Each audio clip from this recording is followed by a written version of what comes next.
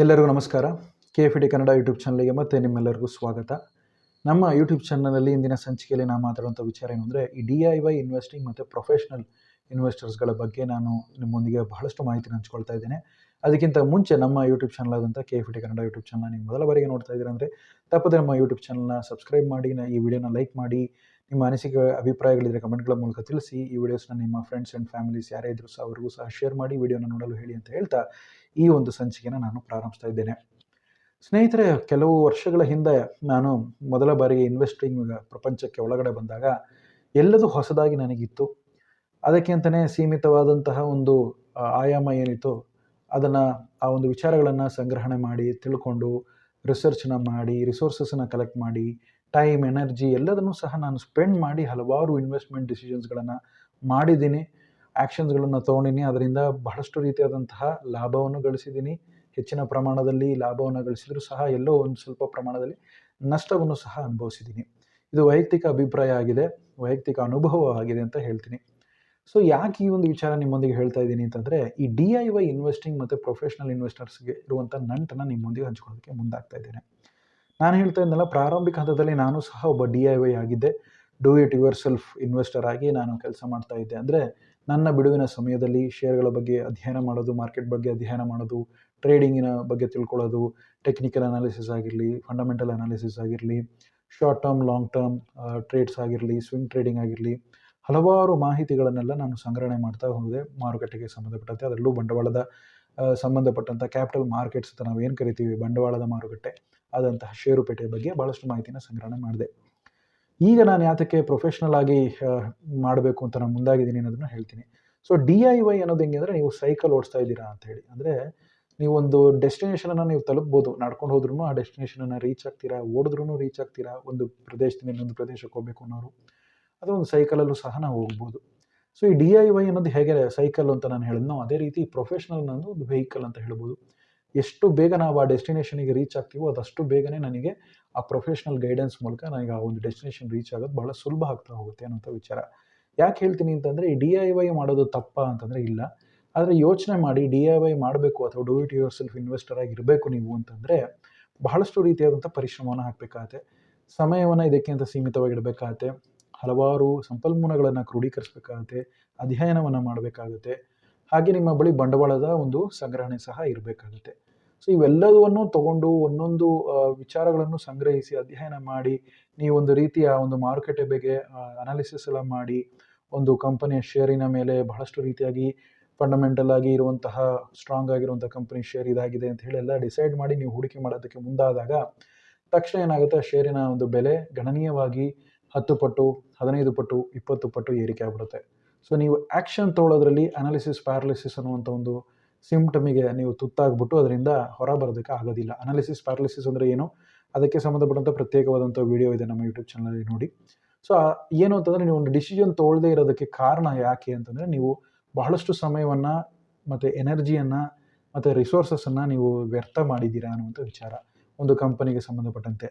ಅದೇ ಒಬ್ಬ ಪ್ರೊಫೆಷ್ನಲ್ ಮೊರೆ ಹೋಗಿದ್ದೀರಾ ಅಂತಂದಲ್ಲಿ, ಆ ಪ್ರೊಫೆಷ್ನಲ್ ಬಳಿ ಸಮಯ ಇರುತ್ತೆ, ಆತನ ಬಳಿ ರಿಸೋರ್ಸಸ್ ಇರುತ್ತೆ, ಆತನ ಬಳಿ ಹಲವಾರು ಬಗೆಯಾದಂತಹ ಮಾಹಿತಿ ಇನ್ಫಾರ್ಮೇಷನ್ ಸಹ ಸಿಗುತ್ತೆ ನಿಮಗೆ.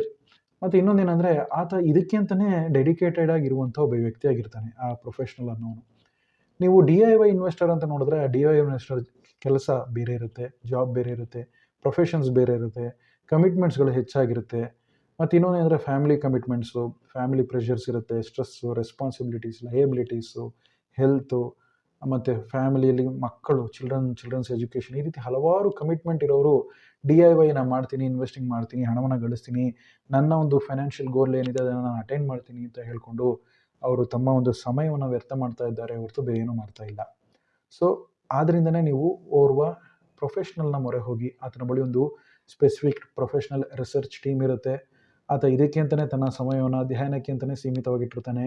ಮತ್ತು ಮಾರುಕಟ್ಟೆಯಲ್ಲೇ ಆತ ಮುಳುಗಿರ್ತಾನೆ ಅನ್ನುವಂಥ ವಿಚಾರ. ಹಲವಾರು ಷೇರುಗಳ ಮಾಹಿತಿಯನ್ನು ಆಗಿರಲಿ, ಕಂಪನಿಗಳ ಮಾಹಿತಿಯನ್ನು ಆಗಿರಲಿ ಆತ ಪಡ್ಕೊಂಡಿರ್ತಾನೆ. ಅದರಲ್ಲೂ ಪ್ರೊಫೆಷ್ನಲ್ ಆಗಿರೋನು ಸೆಬಿ ರಿಜಿಸ್ಟರ್ಡ್ ಇರಲೇಬೇಕಾಗುತ್ತೆ ಅನ್ನುವಂಥ ವಿಚಾರನ ನೀವು ಮನಗಾಣಬೇಕಾಗತ್ತೆ. ಯಾಕೆಂದರೆ ಯಾರೋ ಅಕ್ಕನ ಮಕ್ಕಳು ಹೇಳಿದ್ರು, ತಮ್ಮನ ಮಕ್ಕಳು ಹೇಳಿದ್ರು, ಅಣ್ಣನ ಮಕ್ಕಳು ಹೇಳಿದ್ರು, ಅಥವಾ ಸ್ನೇಹಿತನ ತಮ್ಮ ಹೇಳ್ದ, ಯಾರೋ ಒಬ್ಬ ಬಂದ್ಬಿಟ್ಟು ಹೇಳ್ತಾನೆ ಈ ಶೇರ್ ತೊಗೊಳ್ಳಿ, ಆ ಶೇರ್ ತೊಗೊಳ್ಳಿ ಅಂತಂದರೆ ಆತನ ಕ್ರೆಡಿಬಿಲಿಟಿ ಏನು, ಅಕೌಂಟಬಿಲಿಟಿ ಏನು ಅನ್ನೋದನ್ನು ನೋಡಿ. ದೀರ್ಘಾವಧಿಯಲ್ಲಿ ನಿಮ್ಮ ಜೊತೆನೇ ಪ್ರಯಾಣ ಮಾಡಿ ಬಂದಿರ್ತಾರೆ ಆ ವ್ಯಕ್ತಿ ಪ್ರೊಫೆಷ್ನಲ್ ಆಗಿ ಚೇಂಜ್ ಆಗಿರ್ತಾರೆ ಅಂದಾಗ ಅವರು ಹೇಳೋದ್ರಲ್ಲಿ ಅರ್ಥ ಇರುತ್ತೆ. ಏನೂ ಇಲ್ದೇ, ಒಂದು ಪ್ರೊಫೆಷ್ನಲಿಸಮ್ ಇಲ್ದೇ ಅವರು ಯಾವುದೋ ಒಂದು ಮಾಹಿತಿನ ಹಂಚ್ಕೊಳ್ತಾ ಇದ್ದೇನೆ ಅಂತಂದಾಗ 1-2 ಬಾರಿ ನಾವು ಯೋಚನೆ ಮಾಡಬೇಕಾಗತ್ತೆ. ಕೆಲವೊಂದು ಡಿಸಿಷನ್ಸ್ಗಳು ಮಾಡೋದ್ರಿಂದ ಈ ರೀತಿ ಏನಾಗುತ್ತೆ ಅಂದರೆ ಆರ್ಥಿಕ ಅಪಾಯ ಸಹ ಎದುರಿಸುವಂಥ ಸಮಸ್ಯೆಗಳು ಎದುರಾಗುತ್ತೆ ಒಬ್ಬ DIY ಇನ್ವೆಸ್ಟರಿಗೆ. ಹಣಕಾಸು ಭದ್ರತೆ ಅನ್ನೋದು ಕ್ಯಾಪಿಟಲ್ ಪ್ರಿಸರ್ವೇಷನ್ ಭಾಳ ದೊಡ್ಡ ಒಂದು ಪಾತ್ರ ವಹಿಸುತ್ತೆ. ಆದ್ದರಿಂದ ಓರ್ವ ಪ್ರೊಫೆಷ್ನಲ್ ಮೊರೆ ಹೋಗಿ, ಆ ಪ್ರೊಫೆಷನ್ ಅನ್ನೋನು ಒಂದು ಸಂಸ್ಥೆ ಕೂಡ ಆಗಿರ್ಬೋದು, ಒಂದು ಕಂಪನಿ ಕೂಡ ಆಗಿರ್ಬೋದು, ಒಬ್ಬ ಏಕೈಕ ವ್ಯಕ್ತಿ ಕೂಡ ನಡೆಸ್ಕೊಂಡು ಹೋಗುವಂಥ ಒಂದು ಸಂಸ್ಥೆ ಕೂಡ ಆಗಿರ್ಬೋದು. ಈ ರೀತಿ ಪ್ರೊಫೆಷ್ನಲ್ ಆಗಿರುವಂತಹ ವ್ಯಕ್ತಿಗಳು ಯಾರಿರ್ತಾರೋ, ಅದರಲ್ಲೂ ಹೂಡಿಕೆಗೆ ಸಂಬಂಧಪಟ್ಟಂತೆ ಅವರ ಬಳಿ ಸೆಬಿ ರಿಜಿಸ್ಟ್ರೇಷನ್ ಆಗಿದೆಯಾ, ಅಥವಾ ಅವರು ಸೆಬಿ ರಿಜಿಸ್ಟರ್ಡ್ ಪಾರ್ಟ್ನರ್ಸ್ ಜೊತೆಗೆ ಒಡಂಬಡಿಕೆ ಇಟ್ಕೊಂಡು ಬಿಸ್ನೆಸ್ ಮಾಡ್ತಿದ್ದಾರೆ ಅಂತ ನೋಡಿ. ಹಾಗೇನಾದ್ರು ಇದ್ದರೆ ಸಹ ನೀವು ಅವರ ಕಾಂಟ್ಯಾಕ್ಟನ್ನು ಮಾಡ್ಬೋದು. ಉದಾಹರಣೆಗಳಾದರೆ ನಮ್ಮ ಇದರಲ್ಲೂ ಸಹ ನಾವು ಸೆಬಿ ರಿಜಿಸ್ಟರ್ಡ್ ಪಾರ್ಟ್ನರ್ ಜೊತೆಗೆ ಬಿಸ್ನೆಸ್ ಮಾಡ್ತಾ ಇದ್ದೇವೆ. ಹಾಗೆ ಇರಬೇಕಾದ್ರೆ ಒಂದು ಪ್ರೊಫೆಷ್ನಲ್ ಆದಂತಹ ಪ್ರಾಡಕ್ಟ್ಸ್ಗಳೆಲ್ಲ ನಾವು ಆಲ್ರೆಡಿ ಮಾಡ್ತಾ ಇದ್ದೀವಿ, ವೈಯಕ್ತಿಕವಾಗಿ ಹೇಳೋದಾದರೆ. ಸೊ ಹೀಗೆಲ್ಲ ಇರಬೇಕಾದ್ರೆ ಒಬ್ಬ ಪ್ರೊಫೆಷ್ನಲ್ನ ನೀವು ಹೋಗಿ ಭೇಟಿ ಮಾಡ್ತಾ ಇದ್ದೀರಾ ಅಂದರೆ ಆತನ ಹತ್ರ ಹೋಗ್ಬಿಟ್ಟು ನೀವು ಪುಕ್ಷಾಟೆ ಟಿಪ್ಸ್ ಕೇಳೋದಾಗಿರಲಿ, ಆರ್ಥಿಕ ಸಲಹೆಗಳಾಗಿರಲಿ, ವಾಟ್ಸಪ್ಪಲ್ಲಿ ಪಿಂಗ್ ಮಾಡೋದಾಗಿರಲಿ, ದಯವಿಟ್ಟು ಇವೆಲ್ಲ ಮಾಡೋಕ್ಕೆ ಹೋಗಬೇಡಿ. ಓರ್ವ ಡಾಕ್ಟ್ರನ್ನ ನೀವು ಭೇಟಿ ಆಗ್ತೀರಾ ಅಂತಂದರೆ, ಡಾಕ್ಟ್ರನ್ನ ನನಗೆ ಜ್ವರ, ಈ ಮಾತ್ರೆ ತಿನ್ಬೋದಾ, ಆ ಮಾತ್ರೆ ತಿನ್ಬೋದಾ ಅಂತ ಫೋಟೋ ತೆಗೆದು ಕಳಿಸ್ತೀರಾ? ಇಲ್ಲ ತಾನೇ. ಹೋಗ್ತೀರಾ ಡಾಕ್ಟ್ರ್ ಬಳಿಗೆ, ನಿಮ್ಮ ಒಂದು ಕಷ್ಟಗಳನ್ನು ಹೇಳ್ತೀರಾ, ಆರೋಗ್ಯಕ್ಕೆ ಸಂಬಂಧಪಟ್ಟಂಥ ವಿಚಾರಗಳನ್ನು ಹೇಳ್ತೀರಾ, ಸಮಸ್ಯೆಗಳನ್ನು ಹೇಳ್ತೀರಾ. ಡಾಕ್ಟರ್ ನಿಮಗೆ ಕೆಲವೊಂದು ಸಲಹೆಗಳನ್ನು ಕೊಡ್ತಾರೆ, ಅದಕ್ಕೆ ತಕ್ಕಂತಹ ಒಂದು ಔಷಧಿಗಳನ್ನು ನೀಡ್ತಾರೆ. ಔಷಧಿಗಳನ್ನು ನೀಡಿದ ಮಾತ್ರಕ್ಕೆ ರೋಗ ಗುಣಮುಖ ಆಗುತ್ತೆ ಅನ್ನೋ ಗ್ಯಾರಂಟಿ ಇದೆಯಾ? ಖಂಡಿತವಾಗ್ಲೂ ಇಲ್ಲ. ಸೊ ಹಾಗಿರ್ಬೇಕಾದ್ರೆ ಓರ್ವ ಡಾಕ್ಟರ್ನ ಕೈಗುಣ ಚೆನ್ನಾಗಿದ್ದರೆ ಚೆನ್ನಾಗಾಗುತ್ತೆ, ಓರ್ವ ಡಾಕ್ಟರ್ನ ಕೈಗುಣ ಚೆನ್ನಾಗಿಲ್ಲ ಅಂದರೆ ಬೇರೆ ಡಾಕ್ಟರ್ ಹತ್ರ ಹೋಗಲೇಬೇಕಾಗುತ್ತೆ. ಹಾಗೆಯೇ ಓರ್ವ ಪ್ರೊಫೆಷ್ನಲ್ ಕೊಡುವಂಥ ಅಡ್ವಾನ್ಸ್ ಅಥವಾ ಅಡ್ವೈಸ್ ಏನಿದೆ ಅದು ಸೂಟಬಲ್ ನಿಮಗೆ ಆಗುತ್ತಾ ಇಲ್ವೋ ಅನ್ನೋದನ್ನು ಸಹ ನೀವು ಚೆಕ್ ಮಾಡಬೇಕು. ಹಾಗಂತ ಹೇಳ್ಬಿಟ್ಟು ಈ ಡಾಕ್ಟ್ರನ್ನ ಕನ್ಸಲ್ಟ್ ಮಾಡಿದ್ದೀನಿ, ಪುಕ್ಷಾಟೆ ಡಾಕ್ಟರ್ ಟ್ರೀಟ್ಮೆಂಟ್ ಮಾಡ್ತಾರಾ? ಇಲ್ಲ ತಾನೇ. ಅದಕ್ಕೊಂದು ಕನ್ಸಲ್ಟೇಷನ್ ಫೀಸ್ ಅಂತ ಚಾರ್ಜ್ ಮಾಡ್ತಾರೆ. ಆ ಥರನೇ ಓರ್ವ ಪ್ರೊಫೆಷ್ನಲ್ನ ನೀವು ಹೋಗಿ ಅಪ್ರೋಚ್ ಮಾಡಬೇಕು ಸಹ ಪುಕ್ಷಾಟೆಯಾಗಿ ಯಾರೂ ನಿಮಗೆ ಟಿಪ್ಸ್ ಕೊಡೋದಿಲ್ಲ. ಸೊ ಯಾವುದೇ ಒಂದು ವಿಚಾರವನ್ನು ಅವರು ಕಲ್ತಿರ್ತಾರೆ, ತಿಳಿದಿರ್ತಾರೆ, ಅರಿತಿರ್ತಾರೆ, ಅದರ ಬಗ್ಗೆ ಮಾಹಿತಿ ಹಂಚ್ಕೊಬೇಕು ಅಂತ ಇರ್ತಾರೆ ಅಂದರೆ ತಮ್ಮ ಸಮಯವನ್ನು, ತಮ್ಮ ಒಂದು ಸಂಪನ್ಮೂಲಗಳನ್ನು, ಹಾಗೆ ಹಣಕಾಸನ್ನು ಸಹ ಆ ಒಂದು ವಿಷಯಕ್ಕೆ ಸಂಬಂಧಪಟ್ಟಂತೆ ಅವರು ವ್ಯಯಿಸಿರ್ತಾರೆ, ಖರ್ಚನ್ನು ಮಾಡಿರ್ತಾರೆ, ಆ ಮಾಹಿತಿನ ಸಂಗ್ರಹ ಮಾಡಿರ್ತಾರೆ. ಸುಮ್ಮನೆ ಯಾರೋ ಹೋಗ್ಬಿಟ್ಟು ಪುಕ್ಷಾಟೆ ಎಲ್ಲ ಇವರು ಆ ಟಿಪ್ಸ್ ಹೇಳ್ತೀವಿ, ಈ ಟಿಪ್ಸ್ ಹೇಳ್ತೀವಿ ಅಂತ ಯಾರೂ ನಿಮಗೆ ಮಾಹಿತಿನ ಹಂಚ್ಕೊಳ್ಳಲ್ಲ. Same thing with medical profession also. So financial consultants ಅಥವಾ ಫಿನಾನ್ಷಿಯಲ್ ಅಡ್ವೈಸರ್ಸು ಸಹ ಒಂದು ರೀತಿ ಫೈನಾನ್ಷಿಯಲ್ ಡಾಕ್ಟರ್ಸ್ ಇದ್ದಂಗೆ ಅಂತ ಹೇಳಿ ನೀವು ಮನಗಾಣಬೇಕಾಗುತ್ತೆ.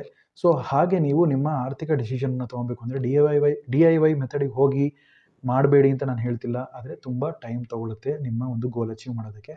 ಒಬ್ಬ ಪ್ರೊಫೆಷ್ನಲ್ ಮೊರೆ ಹೋದರೆ ಅಂದರೆ ನಿಮಗೆ ಆ ಒಂದು ಗೋಲನ್ನು ಬೇಗ ಅಟೈನ್ ಮಾಡ್ತೀರಾ. ಸೊ ಒಂದೇ ಸ್ಟೇಜಲ್ಲಿ ನೀವಿರೋದನ್ನು ಮತ್ತೆ ನೆಕ್ಸ್ಟ್ ಲೆವೆಲ್ ಆಫ್ ಸ್ಟೇಜಸ್ ಇನ್ನೂ ಬಹಳಷ್ಟಿದೆ. ಬರೀ ಸೇವಿಂಗ್ಸ್ ಮಾತ್ರ ಒಂದು ಸ್ಟೇಜ್, ಇನ್ವೆಸ್ಟಿಂಗ್ ಮಾತ್ರ ಒಂದು ಸ್ಟೇಜ್ ಅಂತಲ್ಲ. ಇನ್ವೆಸ್ಟ್ಮೆಂಟಲ್ಲೂ ಬಹಳಷ್ಟು ಬಗೆ ಇದ್ದಾವೆ, ಸೇವಿಂಗ್ಸಲ್ಲಿ ಬಹಳಷ್ಟು ಬಗೆ ಇದೆ. ಹಣ ಮಾಡೋದಕ್ಕೆ ನೂರಾರು ಮಾರ್ಗಗಳಿದ್ದಾವೆ.